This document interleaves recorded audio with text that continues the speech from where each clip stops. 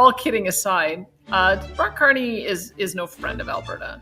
He is the architect of the net zero banking policy and alliance, which was designed to stop funding oil and gas projects.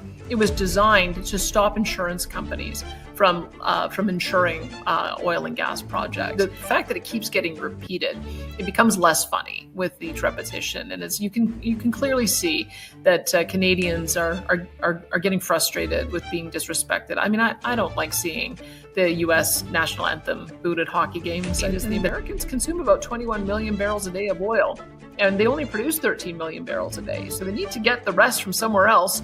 And if you're looking for heavy oil, there's not a lot of good places to get it from. They can get it from Venezuela and Iraq and Iran, or they can get it from us. And if you think that I would meet the potential of his leadership with any enthusiasm, let me tell you, I think he'd be even worse than what we see out of Justin Trudeau and Stephen Guilbeault, because he's been the one who has been advocating for these policies internationally and causing us such great harm. To your recent trip to Mar-a-Lago, you were down in Washington, D.C. for the inauguration. I believe you were there again last week with the other premiers. So tell me, what was it like to meet President Trump? And what do you think has been the most impactful and productive of these meetings?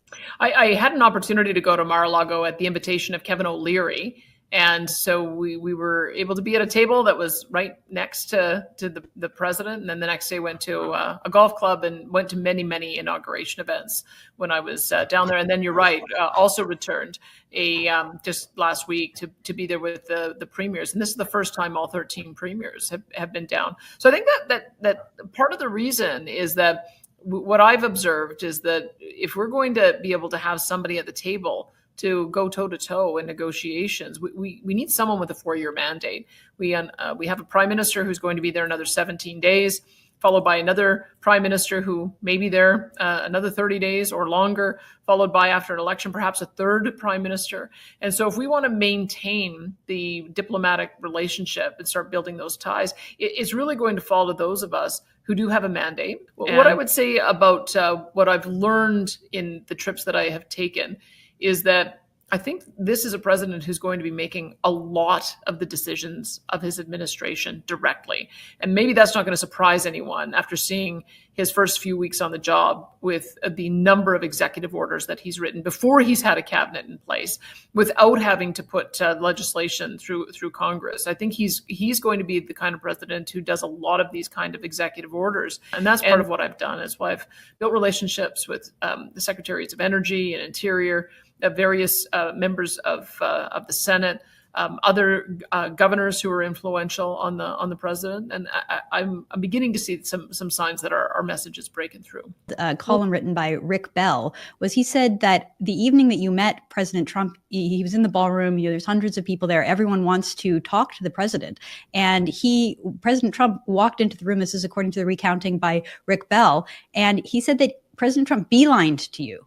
That he was so keen and so interested in talking to you and pleased to meet you, that he went right to you. And I think that really shows, Premier, how serious he is about trying to improve the relationships with Canada and trying to make a deal with us. Well, I had let a few members of the administration know that I was going to be there, and so they put in a word to let the president know, and I was pleased. What I wanted to know, because we had heard a lot of discussion in the press about, I think he had just recently said, we don't need Canada, we don't need your autos, we don't need your timber, we don't need your oil and gas. And I thought, well, is that really true? Does he really not want our oil and gas? And I wanted to get to the bottom of whether or not that was the case. So I asked him pretty frankly, do you want to buy more oil and gas from Canada? And he told me yes. So that says to me that whatever our current issues that we have with the president are, I think that we can begin the discussion once again of how Canada can assist with American energy dominance. When you look at the initial tariff that was being threatened to come in, I believe it was February 4th, it was to apply 25% across the board. But some of our allies, whether it was within the administration or the American Petroleum Institute or the refiners, were able to make the case that America benefits from being able to get oil and gas at a discount so that they can upgrade it in their refineries and provide low-cost energy to Americans, and then also be able to export their WTI internationally. one of the arguments I've made is the Americans consume about 21 million barrels a day of oil, and they only produce 13 million barrels a day. So they need to get the rest from somewhere else. And if you're looking for heavy oil, there's not a lot of good places to get it from. They can get it from Venezuela and Iraq and Iran, or they can get it from us. And have taken Trump's words, and yes, he uses very bombastic terms like this idea that Canada would be the 51st state, or that there's going to be some kind of annexation. They take that very literally and sort of use it as a kind of a wedge issue in politics to say that, this is a serious threat. The Americans are our enemies now, and Canada needs to stand up against this. I don't see that approach from you at all, and I'm wondering, what do you think?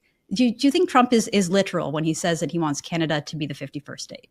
I don't know what his intention is. When I spoke with Dominic LeBlanc, who was at that initial table in Mar-a-Lago when they went down with the prime minister, he said it was accepted by the table as a joke. Everyone laughed at the time, but the fact that it keeps getting repeated, it becomes less funny with each repetition. And as you can clearly see that Canadians are getting frustrated with being disrespected. I mean, I don't like seeing the U.S. national anthem booed at hockey games. I think the national anthem is there to honor our veterans, men and women in uniform who fight for our countries. And we fought many, many wars and shed a lot of blood with our American compatriots. So I don't like seeing that. And that's been kind of the outcome that has resulted from that. But what I do think is that the positive side of Canadians deciding to come together has been, look at what has changed. We now have politicians of all stripes talking about building pipelines, east and west and north. We've talked about accelerating our own permitting process so that we can develop our critical minerals.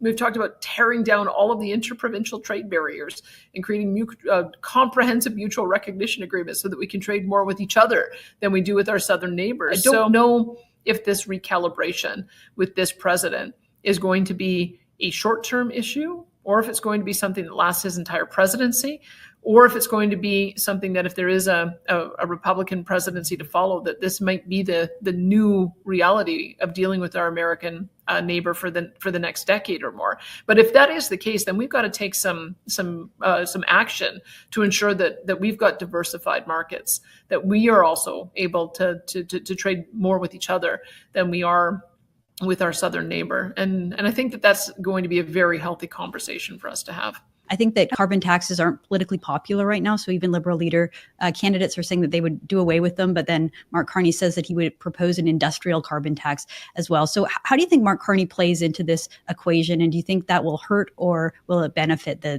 discussion with President Trump and that administration?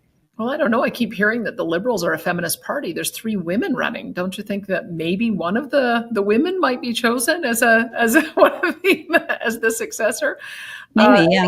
All kidding aside, Mark Carney is no friend of Alberta. He is the architect of the net zero banking policy and alliance, which was designed to stop funding oil and gas projects. It was designed to stop insurance companies from insuring oil and gas projects. The offensive agenda that we have, whether it's emissions caps or net zero electricity regs, all generate from Mark Carney, who's been pushing that agenda for a long period of time. So if you think that I would meet the potential of his leadership with any enthusiasm, let me tell you, I think he'd be even worse than what we see out of Justin Trudeau and Stephen Guilbeault, because he's been the one who has been advocating for these policies internationally and causing us such great harm. I don't know if the Liberals are going to be able to shift in their perspective, or if that particular leadership candidate will be able to shift in his perspective. But you shouldn't be surprised to hear me say that the political leader that most aligns with the aspirations of Albertans is actually Pierre Poilievre. And I think that the kind of commentary he's talking about, making us proud to be Canadian again, saying we need a new trading partner, each other. Those are the kind of things that we all want to hear. That's really where I think Canadians are at right now.